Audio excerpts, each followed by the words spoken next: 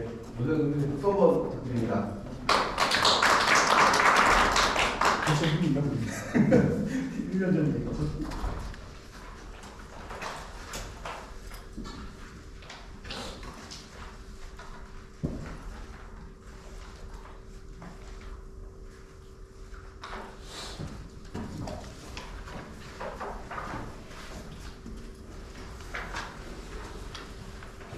고재수입니다. 제가 오늘 말씀드릴 내용은 가치에 관련된 얘기입니다. 제가 주로 관심을 갖고 있는 분야가 가치이고요. 작년 이맘때도 제가 여기 와서 이렇게 강의를 했었는데 뭐 기억하시는 분도 있으실지 모르겠지만 한 10개월 해외에 있다 왔거든요. 제가 지금은 좀 생각이 바뀌어서 해외에서 선생님을 주로 하기 때문에 근데 해외 시장을 좀 많이 봐요. 해외를 다니던 군대를 다니던 저는 가치를 봐요. 가치. 그거를 중심으로 설명을 해드리는데 작년하고 똑같이 가치만 계속 얘기하면 재미가 없어서 분명히 겹치는 부분이 있을 거라고 생각을 해서 제가 이제 요새 AI가 굉장히 핫한데 다들 그냥 AI 듣기만 들으시잖아요. 제가 어떻게 하다 보니 챗 GPT 써보시는 분, 쓰고 계시는 분 많이 쓰십니까? 많이 쓰세요? 통달하시는 분이시고요. 교수님이시니까. 저도 챗GPT를 이제 계속 테스트하고 있는데 그거 외에 여러 가지 테스트하고 있는데 써보시면 아시겠지만 질문을 하나 딱 던져요. 그래서 뭐 컨버전스 싱킹과 디버전스 싱킹에 설명해봐. 그거 딱 보내요. 그리고 얘가 이제 한참 설명하는 물론 이제 거짓말도 엄청 하기 때문에 제가 이걸 엄청 하는 게 아닌데 그게 쭉 나와요. 근데 그동안 내가 기다려야 되잖아요. 그 시간이 아까운 거예요. 그래가지고 그 다음에 어떻게 보면 컴퓨터 2대를 놓고 여기다 질문을 하고 여기다 질문을 해요. 질문하고 나오는 동안 또 다른 질문을 이 컴퓨터에다 해요. 계정 다 이렇게 해가지고. 근데 2대를 돌려도 얘가 피드백하는 시간이 훨씬 길더라고요. 남더라고요, 제 시간이. 그래서 지금 컴퓨터 3대를 놓고 일을 합니다. 지금. 컴퓨터 3대에 모니터 5대를 놓고 3가지 컴퓨터를 돌리면서 AI라는 일을 해요. 질문 보내면은 오고. 근데 챗GPT를 해보신 분 아시겠지만 거짓말을 엄청 합니다. 근데 그 거짓말을 미안합니다 거짓말입니다 이러고 거짓말하면 제가 그래도 봐주겠는데 인간적으로 인간도 아니지만 되게 당당하게 거짓말하는 거죠. 제가 되게 싫어하는 건데 거짓말하는 사람은 기계가 거짓말하니까 어떻게 쥐할 수도 없고 그래가지고 이제 보다가 거짓말이면 스톱시키고 얘한테 그건 거짓말이야. 그러니까 심지어는 경영 용어 있지 않습니까? 굉장히 객관적인 얘기도 경영학에서 쓰는 일반적인 용어도 질문을 하면은 엉뚱한 답을 할 때가 있어요. 정말 엉뚱한 답. 심지어는 제가 하나 예를 제 블로그에 이제 리치캣이라는 블로그가 있는데 거기다 뭘 제가 샘플을 올렸냐면 손자병법의 36개에 대해서 설명해요. 그럼 손자병법에 36개가 있거든요. 36가지 병법이 쭉 정리되어 있고 그 36개가 6개로 쪼개져 있습니다. 6개가 6개 36이거든요. 6개의 개가 있고 거기에 각각 6개의 병법이 있어요. 36개인데 맨 마지막이 이제 말 그대로 36개 주례랑이잖아요. 도망치는 거거든요. 철수가는 잡기거든요. 근데 그걸 질문했는데 정말 황당한 게 용기 내봐? 뭐 이런 표가 나온 거예요. 이게 사자성어도 아니고 진짜 말도 안 되는 내용이 너무 당당하게 이게 손자병법이라고 저한테 얘기를 해주는 거예요. 그런 게 너무 많아요.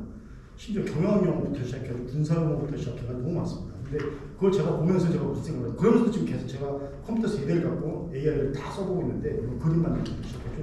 여기 샘플에도 적어놨지만 해봤는데 결국은 이리로 간다.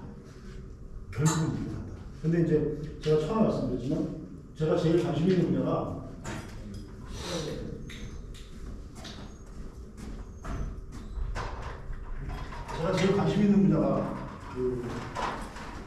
가치입니다. 가치.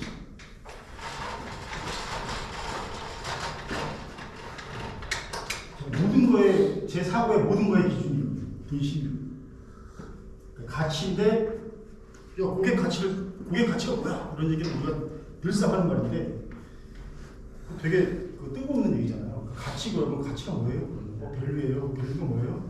그러면 이제 사람들이 그거를 추정을 못해요. 구체적으로. 근데 저는 이제 그걸 추적하려고 한 2008년부터 제가 늘 고민하는데 이 가치를 제가 쪼개기 시작했어요. 가치. 그 얘기를 작년에 딱 요맘때 와가지고 열심히 제가 식사도 못하게 제가 그렇게 하면 안 된다는 걸 제가 몰라서 저 이렇게 단순 무식해서 이렇게 열심히 하는 스타일이거든요. 그래서 밥도 못 먹게 하면서 제가 막 떠들었는데 오늘은 제가 그렇게 안 하려고.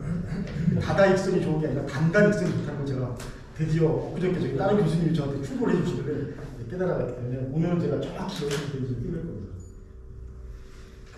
그래서 제가 해주고 싶은 건 뭐냐면은 이런 거죠. 지금 상황에서 약간 크게 다시 시작하면요. 미중 패권 이런 얘기 하잖아요.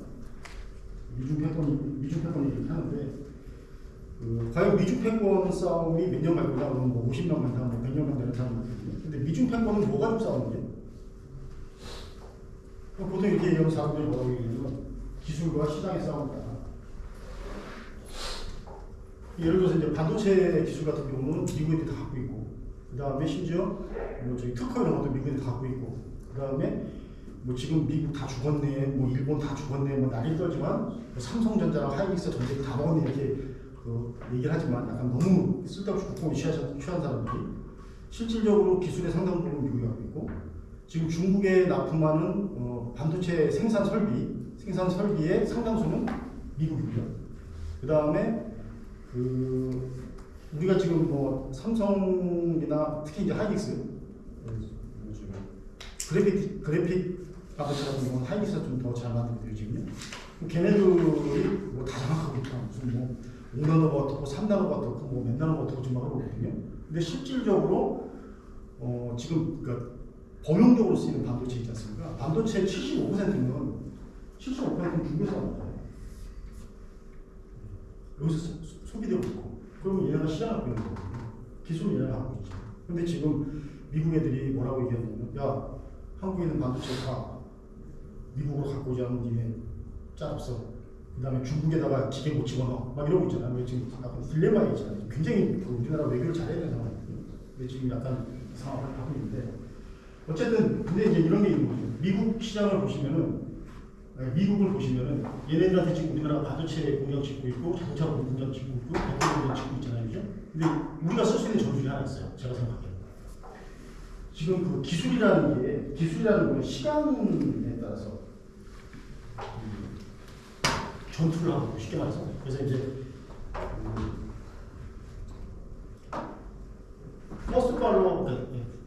퍼스트 무버랑 패스트 팔로워랑 전략 차이가 가장 큰 차이가 뭐냐면, 퍼스트 무버는 이렇게 성장하는데 이렇게 예를 들어서 기술 성장을 이렇게 하죠, 그죠? 그런데 후발주자는 더 뒤에 오지만 이렇게 추적해가지고 통과를 해요. 이 포인트에서 이 터닝 포인트가 딱 나오게 생기는데 급경사, 그러니까 기술 발전이 더 빠른 이유는 뭐냐면은 후발주자는 선발주자의 특허권의 제재를 받기도 하지만 동시에 선발주자가 얘네는 실패를 하면서 이 기술을 만드는데 얘네들은 실패할 수가 있기 때문에 더 빨리빨리 진도를 뺍니다. 그래서 기술을 쫓아와요. 일본이 미국을 그렇게 했고 한국이 일본을 그렇게 했고 중국이 지금 한국을 그렇게 하고 있잖아요. 똑같아요. 얘네들이 이 경사가 발전속도가 빠릅니다. 이걸 동반하는 거예요. 그러면 기존의 퍼스트 무버가 선택할 수 있는 전략은 뭐냐면 기술을 고도화하는 전략이에요. 이 경사각도를 이렇게 높이는 거예요. 이렇게. 이걸 도망가는 거예요. 그러면 얘는 그동안 또 쫓아와야 되거든요. 그래서 계속 올라가는 거예요. 근데 이게 한계가 옵니다. 어디서 한계가 오냐? 지금 얘는 기술을 올리는 거 같잖아요. 아까 제가 이거 제일 중요한 겁니다. 이것 때문에 이제 같이 얘기하려고 지금 얘기를 하는 거예요. 기술하고 시장이 있는데 여기서 퍼스트 무버가 얘는 패스트 팔로워인데 퍼스트 무버가 기술이 계속 올립니다. 근데 이게 어디서 딱 막히느냐? 기술에서 막히는 게 아니고 시장에서 막힙니다. 누구냐? 고객. 고객이 뭘 느끼냐? 퍼팅을 느끼는 게 피로감을 느껴요. 그럴 때 뭐 기능 피로감이라고 하는데 피로감을 느낍니다. 거기서 끝나는 겁니다. 그래서 제가 다시 말씀드리면 기술이냐 시장을 뭐냐고 여쭤보는 거예요. 자, 그러면 이런 거죠. 여러분들 이제 휴대폰 다 갖고 있지만 제가 96년도에 처음 휴대폰을 샀거든요. 전역하면서 회사 입사하자마자 그때 저희 그 회사의 한진그룹 그 전체 야디에 전체 그 터미널에 휴대폰 가진 사람 내 앞에 있는 과장 한 명밖에 없었어요.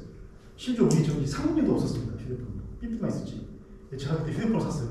43만 원인가 주고 그때 월급이 110만 원이었는데 어이없죠. 그거 샀어요. 근데 그때 뭐만 됐어요? 전화만 됐습니다. 전화. 심지어 배송도 똑같아요. 앞에 있는 분이랑 전화. 띠리를 올리고 같이 들어가야 돼. 근데 그게 나중에 뭐가 붙었죠? 문자가 붙고 문자가 안 됐었지 않습니까? 맨 처음에 휴대폰은 문자가 안 됐어요. 그냥 통화만 됐어요.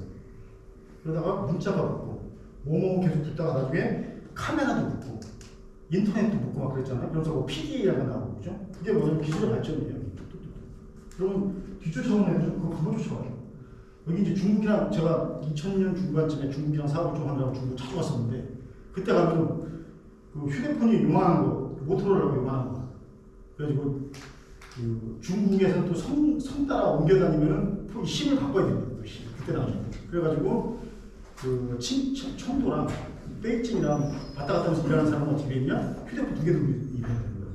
근데 나중에 기술이 개발됐어요. 무슨 기술이냐? 휴대폰 하나에 심이 2개가 들어가요. 더블 심이 들어가는 거예요. 기술 발전했지 않습니까? 그러면서 기술이 도망가요. 삼성이 있어요. 근데 지금 다 따라잡았죠.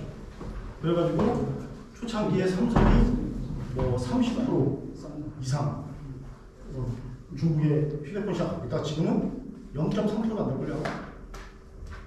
다 뺏겼습니다. 그게 왜 그러냐? 시장에서 그래요. 근데 중요한 게 뭐냐면, 자, 이 휴대폰, 스마트폰, 그 다음에 뭐로 발전할 것 같습니까? 지금 이제 이 폴더 가지고 지금 그나마 폴더블 시장은 미국이 잡고 있어요. 한국이 갖고 있죠. 삼성이 갖고 있죠. 뭐 어떻게 될 것 같아요? 그 다음은 뭘까요? 그 다음은 없어요. 그냥 성숙기거든요. 지금. 그게 왜 그러냐? 기술이 갈 때까지 가면은 기능 피로가 오는 거예요. 근데 기능 피로감이라는 거를 펑션 파티클이라고 하는데 펑션 파티클을 느끼는 건 누구냐면 시장이에요. 시장의 고객입니다. 고객.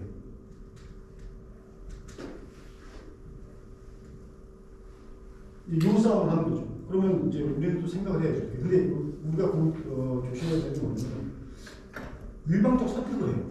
어떻게 보면 제가 이제 베트남에 자주 가다 보니까 베트남 사람들한테 좀 공부를 하는데 태국 사람들 공부하고 혹시 그 태국이랑 베트남 투자하실 생각 있으시면 무조건 베트남 가셔야 돼요. 태국은 자체 답이 없어요. 제가 봤을 때. 거기는 사람들 사고방식 자체가 약간 개념이 그래 약간 그냥 일본 보는 기분이에요. 베트남은 진짜 한국 보는 것 같아요. 진짜 막 발전 안 하는 것 같아도 툭툭툭 발전하는 거예요. 어쨌든 기술하고 시장에서 베트남 애들이 참 외교를 잘하는 게 중국하고 옛날에 전쟁했거든요. 캄보디아 한번 때리다가 또 내가 캄보디아 내 동생을 믿고 내가 쳐들어와가지고 대파 싸웠거든요. 근데 그 베트남의 일진도 아니고 민병대 수준의 애들하고 중국은 그 정규군하고 싸워가지고 중국군이 졌어요. 네, 그렇게 많이 죽는다 중국이 철수했거든요. 근데 그렇게 싸우면서 중국군이 싫어요. 반중력도 굉장히 심합니다. 베트남도. 그런데 얘네들이 시진핑이 3연임 했을 때 맨 처음 쫓아와서 축하해 하는 애가 베트남 총리예요. 대통령이라고 했나? 총리라고 했나? 그죠? 근데 웃긴 게 뭐냐면 그렇게 되면 중국 애들이 그래 너 착하다 잘해보자. 그 다음에 지금 중국 애들이 미국 애들이 압박을 하니까 뭔가 추구가 필요하죠. 자기네 부분을 내보내야 주거나 또는 자기네들의 저임금 생산 기술이죠. 그걸 베트남으로 지네들이 하는 우리가 하려고 보니까 한국이나 일본 기계를 원하는 게 아니라 미국 기계를 하고 있어요. 근데 걔네들이 그거를 내려보낼 때도 베트남이에요. 근데 그 베트남 애들이 요번에 몇 달 전에 뭘 갖고 들어왔느냐? 그 미국 항공모함을 다낭에 입항시켰어요. 그 줄타기 위에는 엄청 많아요. 자, 그러면 여기서 제가 하고 싶은 얘기가 뭐냐면 그 베트남 애들 하는 걸 좀 배울 필요가 있는 게 한국 사람 스타일이 기술하고 시장이 싸우면 어떻게 돼요? 그럼 대부분 대답이 기술이 이깁니다. 시장이 이깁니다. 무조건 한쪽 편입니다. 저는 그게 현명하지 않아요. 틀린 건 아니에요. 자기 특색이 있습니다. 근데 현명하지 않다. 현명한 방법은 이 둘 다를 왔다 갔다 다 아우러야 된다고 생각하거든요. 근데 이 둘 다를 아우르려면 뭐가 필요하냐면 얘를 알아야 돼요. 자, 그러면 우리가 다시 오르는 거서 자, 미중 패권 전쟁을 해요. 자, 그럼 미중 패권 전쟁의 가장 기본 축은 뭐냐? 기술과 시장의 싸움이래요. 왜냐면은 지금 전 세계 노트북의 90%를 중국이 만듭니다. 아시죠? IBM 노트북 컴퓨터 생산 라인 싹 다 저기 중국한테 줬죠? 20년, 25년 전에 그때 준 돈이 얼마냐? 7조 원을 주면서 어이가 없죠? 미국에 있는 노트북 컴퓨터 생산 라인을 그대로 중국한테 다 줬어요. 기술자가 다 줬어요. 대신 이 기술자를 보존해주고 몇 가지 조건을 걸면서 아니 내 생산 라인을 주는데 돈을 7조를 줘요. 7조를 주면서 그걸 주는 웃기는 시스템이죠. 그러면서 미국이 중국을 키웠거든요. 근데 그 레노버가 지금 레노버를 포함해서 전 세계 노트북의 컴퓨터 노트북은 90% 가까이가 지금 중국에서 만들어져요. 자, 그리고 걔네들 시장 다 갖고 있어요. 그리고 전기차 시장 작년 기준으로가 미국에서 한 100만 대 팔렸습니다. 중국이 200만 대 팔고 있어요. 그러니까 반도체 소비하는 시장도 중국이 제일 크고요. 전기차 소비하는 시장도 얘가 제일 큽니다. 그리고 이렇게 얘기하면 또 어떤 분들이 이렇게 얘기하죠. 특히 유튜브에서 어떤 분 나와가지고 제가 전기차 타고 있는데 제가 친환경에 관심이 많아서 차도 전기차입니다. 옛날부터 제가 했는데 저는 이런 얘기하거든요. 양 안에 질이 있다. 우리나라 사람들은 다른 건 아니잖아. 통상적으로 질 그럼 둘 중에 하나 선택하세요. 양이 우선이야, 질이 우선이야. 그래서 딱 이렇게 자꾸 쫓겨나고요. 현명하지 않습니다. 멋있긴 한데 화끈해 보이고 멋있긴 한데 현명하지 않아요.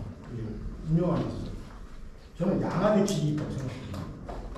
사람들은 양과 질은 기름과 물처럼 별개라고 생각하시는데 저는 그렇게 생각합니다. 양 안에 질이 있습니다. 그래서 얘네들이 시장에 양을 갖고 있어요. 아무리 그 삼성 하이닉스가 만드는 최첨단 반도체는 아니더라도 통상적으로 사용하는 반도체의 대부분은 얘네들이 있습니다. 하고 생산도 여기서 있습니다. 그러면 아까 말씀드린 한국의 전략입니다. 한국의 지금 2025년까지인가가 지금 2022년이잖아요. 2023년이잖아요. 2025년까지 그러니까 한 2년 3년 만에 지금 텍사스에 지금 삼성이 반도체 공장 짓고 있고 하고 있잖아요. 자, 그거 지었어요. 그럼 바로 반도체 나옵니까? 안 나오거든요. 그 수율 맞추려면 또 한 2년 걸립니다. 수율 맞추려면 2년, 3년 걸릴 수도 있어요. 물론 뭐 한 번 더 빨라서 또 2년 만에 해칠 수도 있지만 그러면 2027년, 8년까지 돼야 걔네들한테 그걸 놓을 수 있어요. 근데 미국 애들이 지금 뻘짓거리 하는 게 뭐냐면 여러분들도 다 그 회사를 운영하는 사람이고 저도 회사를 운영하는 사람이지만 어떤 회사 사장이 야 내가 요만큼 인센티브 우리가 공장 임대 깎아줄 테니까 니네 회사 기술 내가 볼 수 있게 해줘봐. 누가 그걸 내가 줘. 근데 지금 미국 애들이 그 짓을 하는 거예요. 정치권들이. 그러면 삼성이 바보도 아니고 하이닉스가 바보도 아니고 현대가 바보도 아니고 LG 에너지솔루션이 바보도 아니고 그거 오픈하겠냐는 거죠. 근데 아까 얘기했던 양의 문제에 있어서 배터리는 어떻게 될지 모르겠는데 반도체는요. 이걸 왔다 갔다 잘하게 되면 잘해야 될 수밖에 잘하지 않으면 죽는 수밖에 없습니다. 잘하게 되면 이때까지 질을 끄는 겁니다. 그때쯤 되면 지금 기흥에 공장 짓고 있는 거 아시죠? 난리지 않습니까 지금? 기흥이 아니라 지제 평택 그쪽에 경기도랑 맞닿는데 거기 지금 난리거든요. 거기가 최첨단 공장이 들어가거든요. 가장 높은 수율의 공장이 들어가거든요. 걔 지을 때 개기는 겁니다. 저쪽 끌면서 그거밖에 지금 방법이 없어요. 근데 어쨌든 이 강의의 핵심은 가치니까. 자, 근데 여기서 이제 기술이라고 시장을 가지고 그런 판단을 지금 되게 많이 한단 말이에요, 사람들이. 근데 저는 그걸 어떻게 얘기하고 싶냐면요. 자, 그럼 뭐 기술과 시장이 있는데, 자, 그럼 기술이라는 게 뭐야? 단순히 뭐 특허권이 몇 개야 이런 거 아니잖아요. 결국은 그 기술이라는 거는 또는 특허권이라는 거는 팔려야 되는 건데, 파는 건 어디서 팔냐? 시장에서 팔리고. 누가 사느냐? 고객이 사는 거예요. 근데 고객은 뭘 가지고 있어요? 뭘 기준으로? 제가 생각하는 것이 자, 그러면 그래 가치가 뭐야? 우리 제품의 가치를 높이는 방법이 뭐야? 우리 회사의 가치를 높이는 게 뭐야? 그러면 이제 이렇게 이제 제가 또 아이디어링이라는 책을 쓰는 사람인데 아이디어 내는 법이라는 책을 쓰는 사람인데 교본고에 치면 나옵니다. 근데 그럼 이제 브레인스토밍을 하시거나 아이디어를 막 내요. 자, 가치에 대해서 얘기해봐. 야, 우리 회사 지금 신제품 만들어야 되는데 신제품의 가치가 뭐가 있을까? 그럼 뭐 좀 약간 궁금하신 분들은 막 요즘 뭐 미국의 소비 트렌드는 어떻고 뭐 중국의 소비 트렌드는 어떻고 뭐 이렇게 하면서 뭐 아이디어를 하잔 말이에요. 근데 답은 안 나와요. 왜 안 나오느냐? 이게 두 가지가 있는 거죠.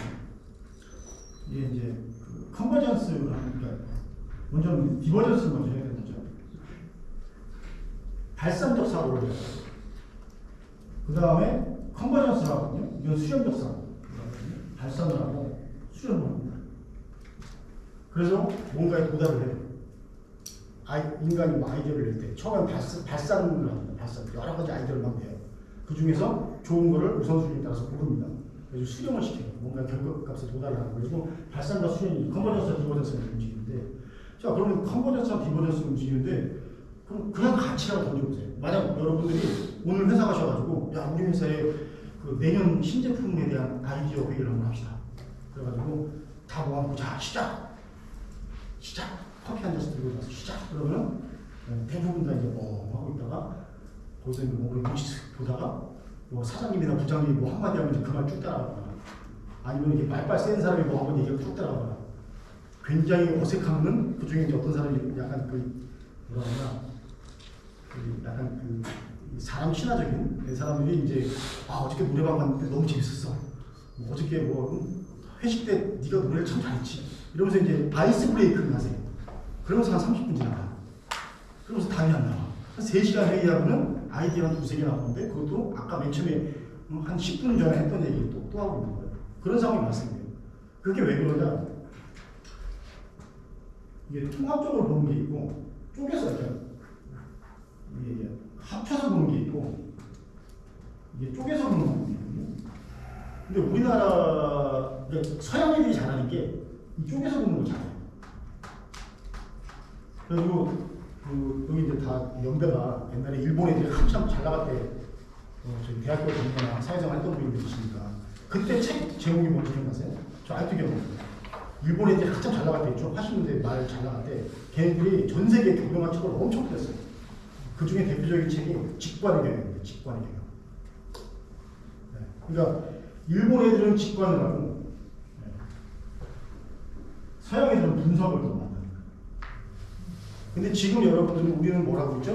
분석하고 있지 않습니까? 근데 분석을 뭘로 해요? 인간이 아니니까 분석을 해서 인간이 분석을 해요. 심지어는 주판으로 분석하고 표로 분석해가지고 분석을 해서 뇌가 통합적 사고를 해가지고 직관을 만들어내요. 통찰 인사이트를 만들어내요. 그죠? 근데 그게 컴퓨터라는 애가 나타나면서 얘가 더 쉬워졌어요. 그렇지 않습니까? 얘가 훨씬 쉬워졌어요. 컴퓨터가 나와서 뭐 저기 SPSS 여러분들 그 엑셀로 한 10개, 20개 라인을 갖다가 암산해라. 그럼 우리가 똑똑한 사람들은 암산 구간고 하잖아요. 그죠? 그리고 통계법 이렇게 움직이고 하고 그 사장들 중에 똑똑한 사람은 딱 그래프 보고서 이걸 금방 인사이트를 찾아요. 근데 이 데이터가 수십만 개를 할 수 있을까요? 제가 봤을 때 그거는 단 한 번도 없어요. 인간은 절대 못해요. 근데 지금은 데이터가 빅데이터가 수십만 개씩 들어요. 제가 코로나 직전에 했다가 적은 사업이 뭐냐면은 이런 거예요. 해외에서 그 빅데이터 사업이었는데 해외에서 제가 예를 들어서 마스크팩을 팔았어요.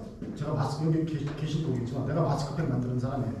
마스크팩 화장품 회사 사장이에요. 근데 내가 물건을 팔아요. 홍콩에 팔고 방콕에 팔고 인도네시아 팔았어요.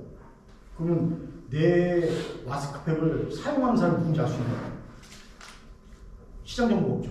나는 만드는 기술 정보가 있지 시장 정보가 없어요. 그래서 제가 만든 게 뭐냐면 유니 QR인데 QR을 100만 개든 1000만 개든 딱 치면은 데이터 갖다 놓고 딱 치면은 유니 QR이 10만 개, 100만 개가 다 다르게 나와요. 그것도 자동으로 다 따로따로 인쇄하는 방식이 있습니다. 가격은 좀 높아지는 리스트 값이. 그걸 갖다가 제품에 붙여요. 나가요. 그럼 걔를 찍잖아요. 찍으면은 이 휴대폰으로 찍잖아요. 그럼 걔한테는 그 사용자한테는 이익이 들어오고 저는 다음날 아침에 와서 컴퓨터만 딱 키잖아요. 그러면 어저께 우리 어떤 마스크팩 A라는 마스크팩이 어느 지역에서 몇 개가